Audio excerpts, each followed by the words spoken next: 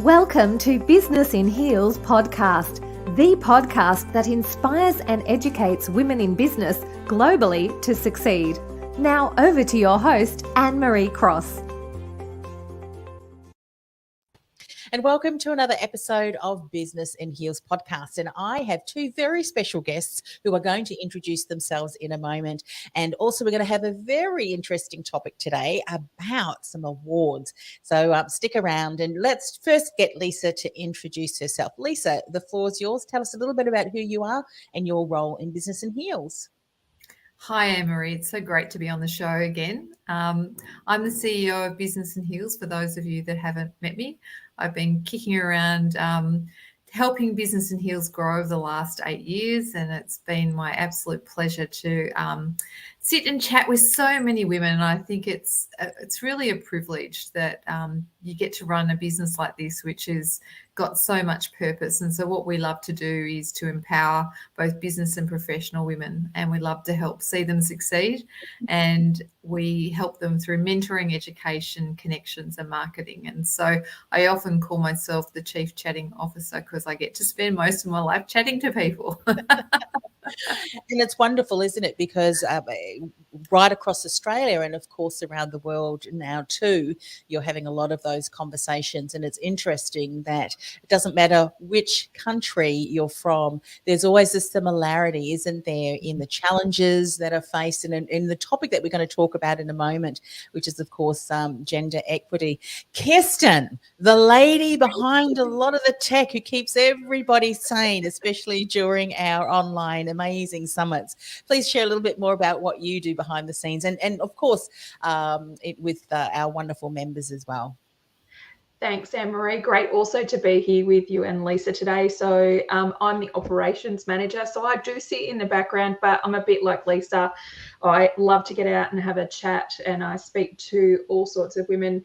Diversity happens, but, that whole comment you just made about, it doesn't matter where we are, the conversations that we have, the similarities that I hear. I was running a virtual coffee connections the other evening, and we had somebody join us from Jersey in the Channel Islands between the UK and France. And, the same issues are happening no matter where these women are in the world. So, this lady was able to sit and talk with a group of other women who were from Australia and also across Asia. All the same problems in business. Yes. Just, the messaging still continues to be the same. Yes. What I love about having conversations like that and being able to share around the world and have these wonderful women connect is often we sit in our own silos, don't we? And we think, I'm really the only one who was struggling with this. And often we can be a little bit embarrassed, a little bit ashamed that maybe, and it doesn't matter what level of where you are at, whether you're the CEO, the COO, whether you're still working your way up, there is always a little bit of that hesitation. Do I know enough? Am I enough? All of that. And I think we can all relate to that. So let's then dive in. Thank you for sharing a little bit more about that, because somewhere someone may not necessarily have heard about Business in Heels and what they stand for and really what they're trying to bring forward as far as messaging and the impact in the world.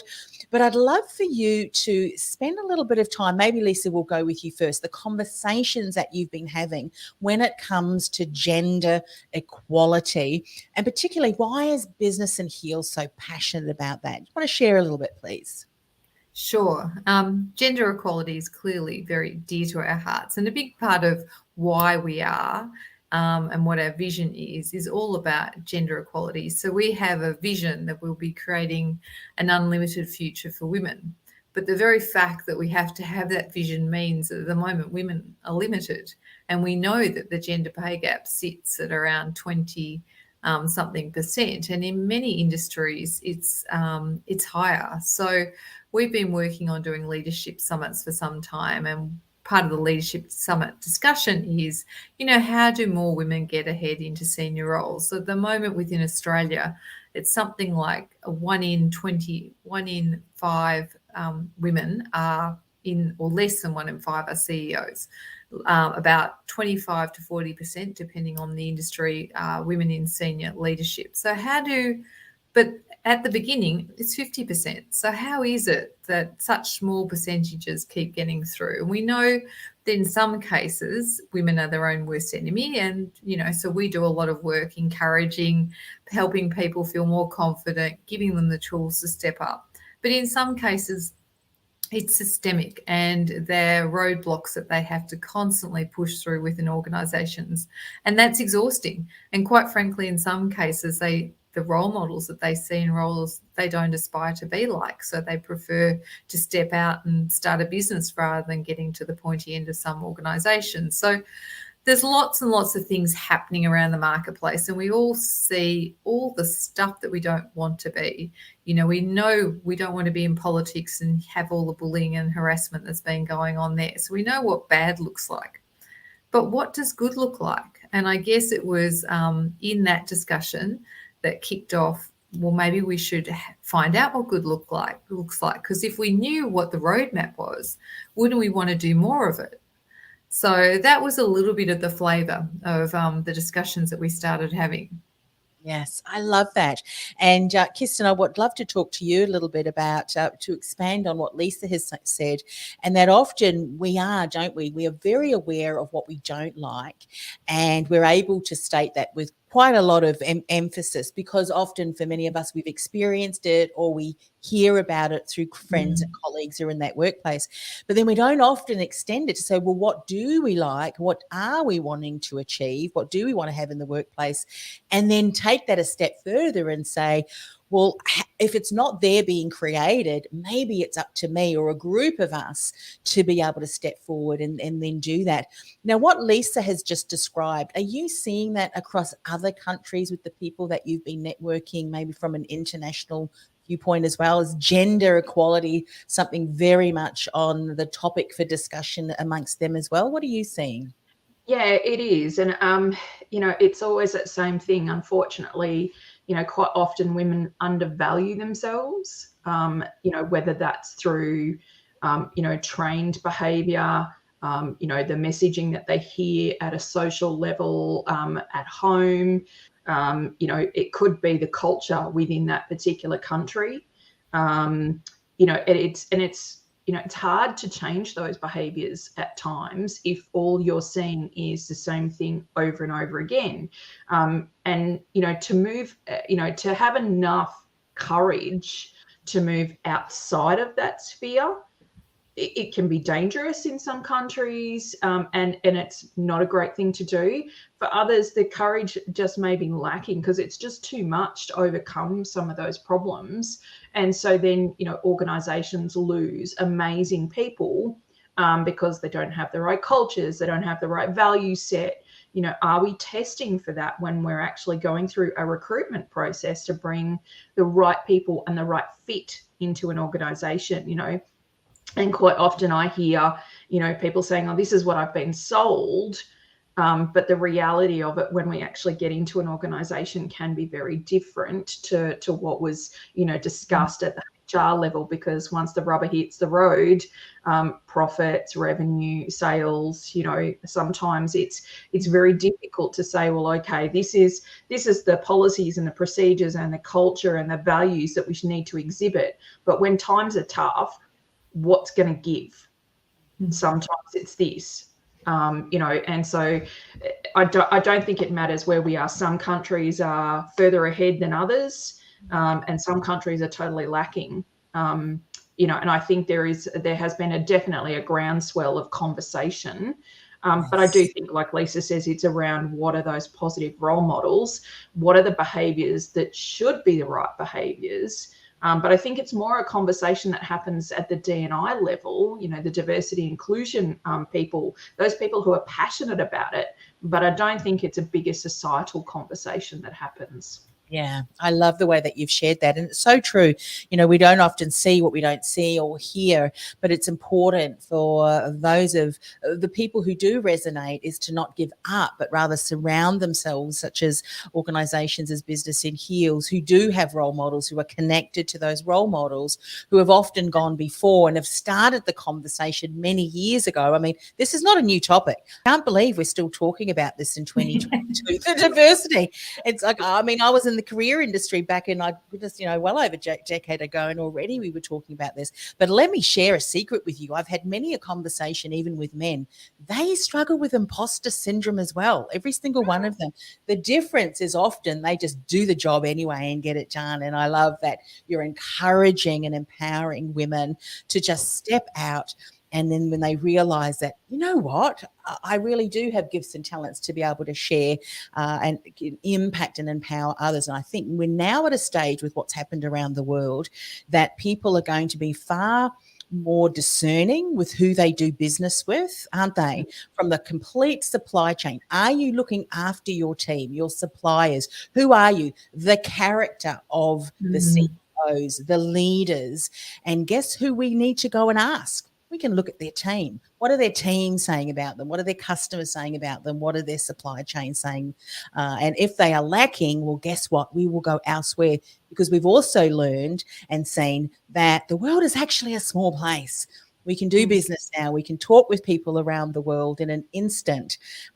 We don't need to rely a lot on what we used to, like the media channels and so forth. We can go right to the source and find out the truth and what's actually happening. So there's a lot of exciting opportunities ahead as well. So we've got this wonderful award, and I'm assuming now you want to go out and you want to highlight the businesses, the companies who are doing all of the things that you've said, Lisa, is important when it comes to the equity, the diversity, and embracing whatever that looks like. Share a little bit about the award in and of itself, and then we're going to talk about, who can enter, how do they enter, all of those things. But share a little bit more about the award itself. Yeah, so the awards we decided needed to be in categories so that we could isolate the different industries. We know from the leadership summits that we do that many of the industries have very different challenges. And you have different organisations, and we see it all the time, where women flourish and they're getting through to senior leadership levels, they're on the board, they're part of decision making, and the profits are really good.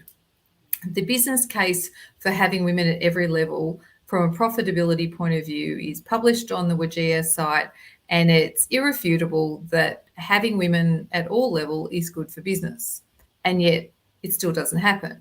And so, we want to understand what are the key factors that have to happen in an organisation to allow women to flourish, and what are the key behaviours and differences? Is it certain policies? Is it the actions of the CEO? Is it the actions of a great leader? Or is it the actions of the employees forcing the change and bubbling it up? What are the key things that make a difference? Because if we knew that, then we'd all do more of the good stuff and leave the bad things behind, right? It's very simplistic, but let's find out what that is. And so at the moment, we've got organisations like the government, WGEA site, which is amazing. And every organisation with 100 employees or more goes through that, and they complete a survey, and they need to get to a certain level. And many of them are working on the gender pay gap. But of the ones that identified that they've got a gender pay gap, there's still, and they're working on it, 40% are working on it, so 60% are not. But of that, we still haven't shifted the numbers at all. So what's happening in those few organisations where they are working on it and they are shifting the numbers versus all those that aren't? And so part of the process behind this is to try and find those few key behaviours that are making an awful difference, awesome difference that we can actually then share out with other people. Yes. So that's what we're hoping will come out of it, and we'll discover all sorts of little light bulb moments like, let's talk about parental leave rather than maternity or paternity leave. Maybe that's making a difference as to whether men are adopting it as well as women. We don't know the answers yet. So part of it, this is a fact-finding mission for us. Yeah, research as well. What I love about that and what you're saying, Lisa, and Kistin, bring you into the conversation too. There's a number of different things that I've read and heard over the last number of years being spoken about. And I'm not sure if you heard of the Edelman Trust Barometer. And every year they go out and on a global scale, they interview various leaders and so forth and individuals, key decision makers, what constitutes the building of trust. Now, as you can imagine, government and media sit quite low. They're very mistrusting, unfortunately. Maybe they need to tap into the learnings of what's coming out of this findings because they need to adopt much better. But one of the things, Kistin, that was very apparent was that key decision makers, and we're all decision makers in our consumer, do I want to go with that company, this company, and so forth. One of the things that constituted, and they actually expected it more of, because so many industries such as politics and media were not trusted, they expected businesses, corporations, employers to be more trustworthy. What are you contributing to? Who are you? What's your core value? What does your company stand for? So as consumers, the feedback was, we do expect CEOs and companies, the shareholders also, we expected it, the boards to be more transparent and obviously honest, integral, and so forth in their dealings. And it sounds, Kistin, that this is the kind of thing that you really want to tap into. You want to take a finger on the pulse to see what's important, what constitutes that, what do we need to have in place so that we can close the gap. Yes? I think it's that. I think ESG, from an investment point of view, the wording used to be corporate social responsibility. That still exists. But there's, the new ESG requirements, they've been around for quite some time. So environmental sustainability and governance, that is really driving a lot more from an executive team perspective, because we've really got to be able to answer to those at an executive level, because that's determining where capital funding is coming from. Who is actually going to want to do business with you. From a government entity standpoint, more and more governments right around the world are actually stipulating requirements at a supply chain perspective. So you need to meet certain requirements before they will actually do business with you at a tender level. Or so I think there's a number of different things that are driving the change, but as you said, we would have thought that we would have seen significant movement. And I'm wondering sometimes, and I'm hoping to see this information, whether it's somebody just making a decision and going, get on with it, make the pay change happen. I mean, yes. I came from a background where I sat within a pay band. We all got the same pay if we were doing the same job. Obviously things happened, especially here in Australia, and we had, a different workplace regime happen. It's all individual, negotiated contracts, but the pay band system worked and there wasn't a pay gap issue because we were all on the same pay band. If you were doing that role, there was no difference between genders. So, maybe we have to look backwards and go, hey, did this work? Do we still need to do it? And I think in some respects, having individual contracts can be quite costly to an organisation and having to manage them. Whereas if you've got a very clear, processable system, the operational manager is coming out in me, obviously, from this perspective, it's easier to manage in an organisation when you've got a large amount of staff members that you need to manage. Yeah. So I think, maybe it's about the willingness to make this change, but I don't have all the answers like many people. So I'm very interested to hear what other people are doing and how do we help advertise that. Yes. So what then is the process, Lisa? Because obviously what it sounds like, you want to do research, you want to find out exactly, what does the good look like? What is the framework that we want to start to espouse and get out there and say, look, when these things are in place, productivity is higher, performance is higher, profitability is higher, the team gets on well, there's diversity across the workforce, and it's working well together. So what's the process? Who can enter? Tell us all of those kind of things which we need to know. Sure. So it's open for both organisations and individuals. And so we've separated organisations into enterprise level, which is 500 and up, and those below 500. And then we've also got a category for SMEs. And so the idea is to have a look at the different industries, the different size of organisation. We appreciate that at the bigger level, at enterprise level, they've got a lot more resources to build policies and procedures and things. And you would expect as that sort of thing to happen. So the surveys have been designed fitting in with the WGEA framework, which most people are operating to. It is the standard within the Australian market that they can answer pretty easily. So for most people that who are involved in diversity and inclusion, they would be submitting a report to the WGEA right now to say where their organisation's up to. The survey takes 8 minutes. It's really easy to do. And people can then highlight what they're doing over and above the general marketplace. Then we've also got ones for individuals and individuals in lots of different roles. So we wanted to see what the difference was, for a great employee versus a sales manager or a CEO, because quite often what we hear in the marketplace is all around what the CEOs are doing, as opposed to, maybe somebody who's a great sales leader is doing something, and maybe there's different behaviours and activities that can be done in different job roles. So individuals must be nominated. Again, it's a really easy process. It takes 3 minutes for someone to nominate somebody else. And then we get in contact with the person that's been nominated, and they get the opportunity to put forward some additional information that we can then use to judge them. We have 20 judges that are involved, and they're a very diverse bunch.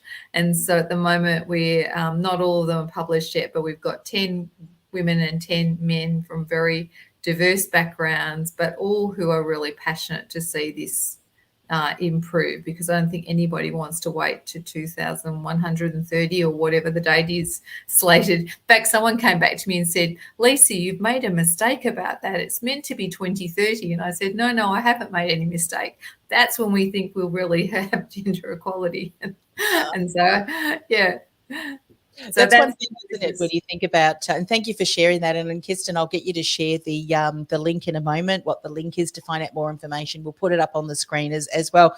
Because, Lisa, that's one of the benefits, I think, of smaller organisations or organisations who recognise the value of not just talking about something and having, group after group after group analysing something to the point where you're analysing what someone was analysing, 10 years ago, but actually getting into action and not just talking about things. So it's kind of like, we're going to have this going in the next few years. I mean, 2030 is such a long way. And that's the beautiful thing, I think, about organisations who are quite dynamic and agile. And if the last 2 years haven't taught us, there's always a silver lining, isn't there? And I always believe that what's sent out to destroy us can actually make us far stronger. So we have become far more agile, far more able to recognise certain patterns and be able to respond in the best way forward. So it sounds like this is going to continue on and bubble along and really get into action there. So Kistin, what is the way that people can find out a little bit more? And I'm also going to pop the banner up here as well while you're sharing that. So the best way people can find out more is to go to the website genderequityawards.com.au. All of the information around the awards is on that particular website. They will also be able to submit their surveys from there. They can find out more about those judges where they have been made public, so they can actually see who is judging these awards. There's quite a lot of information on there. They can also reach out to us as well and ask any specific questions if they do have them. So Lisa and I are always able to have a conversation and, just chat through the specifics of it if they have any questions. But the majority of the information that most people, I think, would need is on the genderequityawards.com.au website. Yeah, fantastic. And it almost sounds, and maybe this is one of the reasons, it almost sounds like it's a real movement that's beginning, isn't it, of organisations, individuals who are really passionate about seeing change not just be spoken about and not just being a certain group of people who are sharing this and talking about this and then never anything much being done.